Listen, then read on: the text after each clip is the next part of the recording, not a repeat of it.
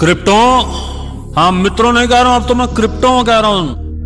गाने के माध्यम लाउड स्पीकर भैया। हाँ जी सर, ये क्रिप्टो की ऐड देख लो एक बार फिर से। ना देखो, मैं कुछ बता रहा हूं, सुनो। कहंदी होंदी सी क्रिप्टो बैन करा दे, 30% दे उत्ते टैक्स लगा दे। हुण जिन्हां ने भी इहदे विच इन्वेस्ट कीता, टैक्स जद ओदा कटूगा तां पता लगूगा।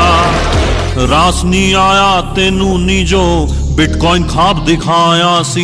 हुण जद क्रिप्टो दी तू ऐड वेखेगा, तेरा बीपी हाय दिल तेरा बड़ा दुखूगा। एक और गाना याद आ रहा मित्रों।